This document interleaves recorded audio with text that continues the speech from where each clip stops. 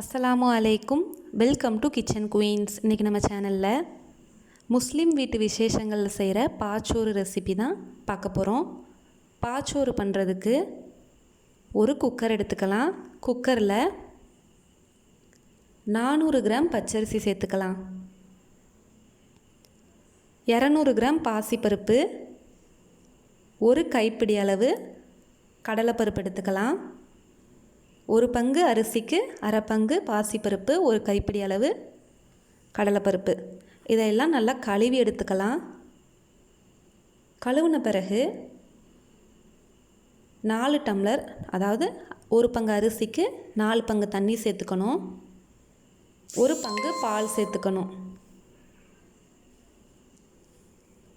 கலந்துட்டு அடுப்பு ஆன் பண்ணி குக்கரை வச்சிடலாம். மூடி போட்டு 5 விசில் போல் விட்டுடலாம். ஏன்னா நம்ம சேர்த்துருக்க அரிசி பருப்புலாம் நல்லா குழைய வேகணும். அதுக்காக ஒரு 5 விசில் விட்டுருக்கேன். நம்ம எடுத்துருக்க அரிசியோட அளவுக்கு 600 கிராம் வெல்லம் எடுத்துக்கணும். வெல்லத்தை நல்லா தட்டி எடுத்துக்கலாம் இந்த மாதிரி. இப்போ அடுப்பில் சட்டி வச்சு சட்டி சூடானதும் 1/2 டீஸ்பூன் பெருஞ்சீரகம், 10 ஏலக்காயை வறுத்துக்கலாம். பெருஞ்சீரகம்லாம் நல்லா பொரிஞ்சதும் அடுப்பு ஆஃப் பண்ணிடலாம். இதை மிக்ஸி ஜாரில் சேர்த்து இந்த மாதிரி அரைச்சி எடுத்துக்கோங்க. பாச்சோறு வெந்து வரும்போது சேர்க்கணும். நல்லா மணமாக இருக்கும். தட்டி வச்சுருக்க வெல்லத்தை ஒரு பேனில் சேர்த்து வெல்லம் முங்குற அளவு தண்ணி ஊற்றிக்கலாம். வெல்லத்தை பாகு எடுக்கணுங்களாம் அவசியம் இல்லை.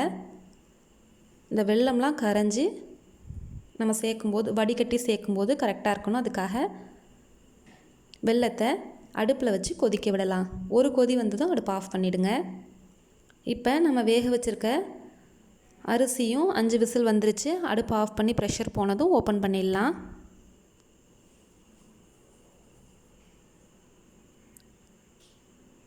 நம்ம சேர்த்த அரிசி பருப்பெல்லாம் நல்லா வெந்துருச்சு. இந்த மாதிரி கரண்டியால் மசிச்சு விட்டு கிளறி விட்டுக்கோங்க. சட்டியில் வேக வைக்கிற மாதிரி இருந்தால் தண்ணியை ஃபஸ்ட் நல்லா கொதிக்க வச்சுட்டு அரிசி பருப்பெல்லாம் களைஞ்சி போட்டுக்கலாம்.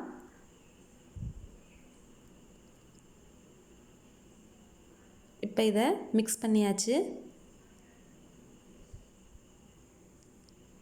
நம்ம காய்ச்சி வச்சுருக்க வெள்ளை கரைசலையும் சேர்த்துக்கலாம். வெள்ளை கரைசல் சேர்க்கும் போது வடிகட்டி சேருங்க. வெள்ளத்தில் நிறையா கசடுகள் இருக்கும். வெல்லத்துக்கு பதிலாக நாம் சீனி சேர்த்து கூட பாச்சோறு செய்யலாம். வெல்லம் சேர்த்து செய்யும்போது ரொம்ப டேஸ்ட்டாக இருக்கும்.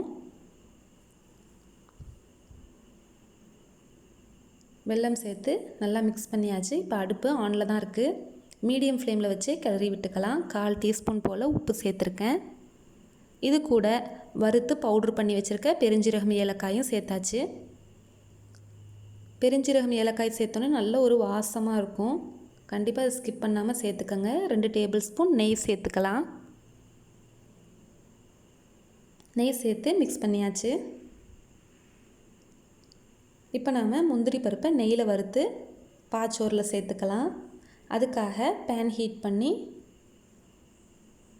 5 டேபிள் ஸ்பூன் நெய் சேர்த்துருக்கேன். இதில் ஒரு கைப்பிடி போல் முந்திரி பருப்பு சேர்த்துக்கலாம். முந்திரி பருப்பு பொரிஞ்சதும் பாச்சோறில் 1/2 மூடி அளவு தேங்காய் துருவல் சேர்த்துக்கோங்க. தேங்காய் துருவலும் முந்திரி நெய்யில் வறுத்ததையும் சேர்த்துட்டு கலந்து விட்டுக்கலாம். இப்போ நமக்கு மணக்க சுவையான பாச்சோறு தயாராகிருச்சு. அடுப்பை ஆஃப் பண்ணிவிட்டு பரிமாறிடலாம். நீங்களும் கண்டிப்பாக வீட்டில் குழந்தைங்களுக்கு பெரியவங்களுக்குலாம் செஞ்சு கொடுங்க. ரொம்ப விரும்பி சாப்பிடுவாங்க. உங்களுக்கு இந்த ரெசிபி பிடிச்சிருந்துச்சுன்னா லைக் பண்ணுங்கள். உங்கள் ஃப்ரெண்ட்ஸ் அண்ட் ஃபேமிலியோடு ஷேர் பண்ணுங்கள். நம்ம சேனலை இதுவரை சப்ஸ்கிரைப் பண்ணாதவங்க சப்ஸ்கிரைப் பண்ணிக்கோங்க.